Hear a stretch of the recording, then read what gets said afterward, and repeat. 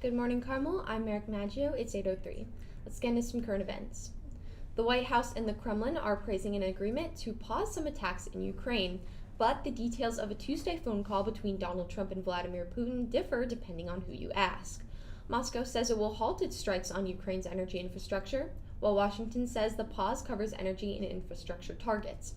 CNN spoke with former U.S. Ambassador to Ukraine William Taylor, who said that Trump has the leverage to put pressure on Putin to secure a strong ceasefire agreement, if he has the will to do so.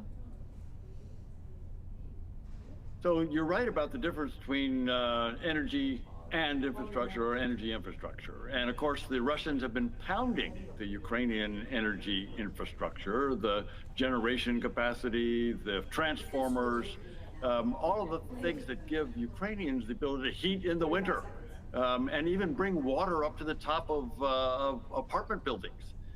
So this is really important that that will stop. It's noticeable it's stopping in the spring. And it was a grim winter. But nonetheless, it'll be welcome to have that infrastructure intact.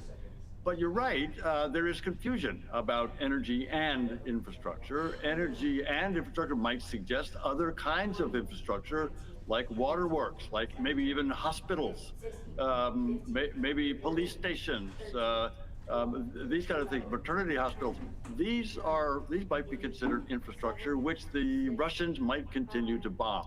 In any case, the Russians seem to be continuing to bomb. As the world waits for clarity on the terms of the pause, all eyes are on Donald Trump's next moves. With the influence and leverage he holds, there is cautious optimism that the talks could pave the way for a broader peace agreement. Humanitarian Director Samir Saw says Palestinians are, quote, suffering under the unexpected Israeli bombardments, calling the scene in the enclave horrific. Saw made his statements on CNN Wednesday. Past 24 hours have been horrific. We woke up 2 in the morning yesterday, just after 2, when I actually thought the bomb had gone out outside the guest house where I'm staying because it was so loud. But it must have been one of those 2,000-pound bombs which must have dropped literally a kilometer away, probably, or half a kilometer away. And it sounded like it's outside, so that's how loud it is. And so you can imagine the impact that must have had on people. The hospitals were absolutely overwhelmed. People being brought in donkey carts, horse carts, ambulances. There is absolutely... As the situation in Gaza continues to deteriorate, Samir Saw's comments echo the growing concerns of the international community. The humanitarian crisis deepens with reports of widespread destruction and limited access to basic necessities. Aid organizations are scrambling to provide relief, but the escalating conflict presents immense challenges. A federal judge indefinitely blocked President Donald Trump's ban on transgender service members on Tuesday. The ban was set to take effect later this month.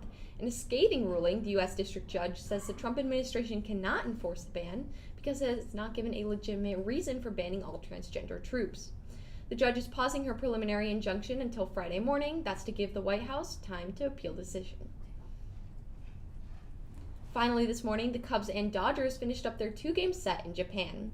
Baseball fans finally got what they wanted, a Shohei Ohtani home run. It took a replay to confirm it, but the Japanese crowd went crazy. The Cubs are back trying to battle in the bottom of the 9th, but trail 6-3. That's all we have for current events. Up next is Hannah West with Deep Dive.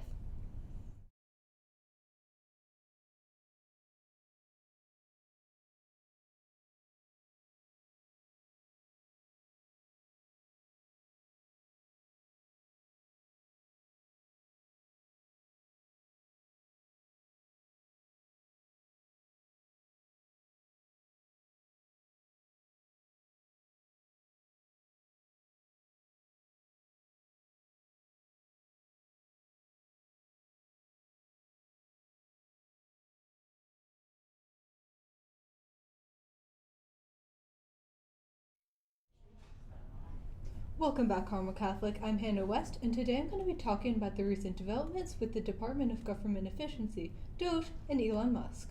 Elon Musk is the CEO of Tesla and the head of Doge, but after his recent ventures into the political landscape, starting with the 2024 election, he may face sharp drops in his company's stock. Stocks have plummeted by double digits across the globe, and other electric vehicle manufacturers are slowly taking more of Tesla's market share. If that wasn't enough, buyer's remorse seems to be a common theme across America as more people share how the political stances of Musk have alienated them and led to confrontations and harassment. Because of that, some find themselves either exchanging their cars for lower values or buying bumper stickers expressing their disagreement with Musk's views. These drops are a shock for the company, as even in previous years with Musk growing his political base, stocks continued to steadily rise and Tesla gained popularity. This abrupt drop is the first the company has faced, and even the endorsement of President Trump may not be enough to save the falling stocks. That's just on the business side, however, but how is Doge doing? The answer may lie in the ledgers. In previous newscasts, I've mentioned the public ledgers of Doge, and how experts were finding more repeated errors in it. Doge seems to now have pivoted from their stance in the beginning as being fully transparent, with them now posting new ledgers that are unable to be verified. In addition to the ledgers, Musk's role in an attempt to dismantle the U.S. Agency for International Development, or USAID, may have gone against the Constitution, according to the recent findings of Judge Theodore D. Schwang. The shutdown may have proven effective after Secretary of State Marco Rubio essentially turned over control of the agency to Musk's team, which, according to Judge Schwang, led to its elimination.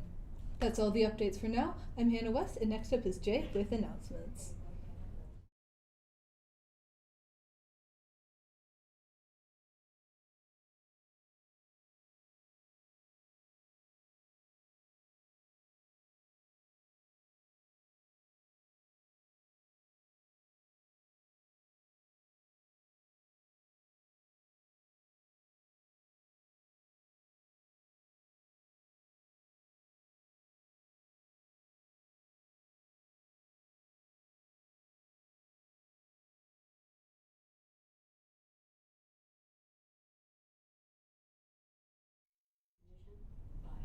Welcome back, I'm Jaden Hampton with announcements. Juniors taking the in-school ACT on Tuesday, April 8th, check your email about an important informational session that you must attend to receive your score report after the exam. Informational sessions will take place during your lunch waves the week we return from spring break, Monday, March 31st through Thursday, April 3rd. The bookstore will be closed on Friday. Direct any name tag or uniform concerns to the central office. The Rotary Club of Lake Forest is hosting a 3-day leadership training camp for outstanding high school students. For more information, see the email in the newsletter and ask about the Rotary Youth Leadership Awards, or RYLA. There is no cost for selected students as the Rotary Club sponsors each participant. Tomorrow is Carmel Spring Pep Assembly. We will honor our spring sports athletes.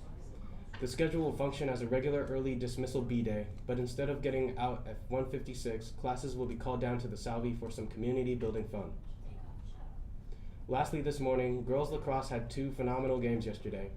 Varsity won 13-5 with goals from Maya, Rocky, Katie, Kennedy, Abby, Kia, and Colleen.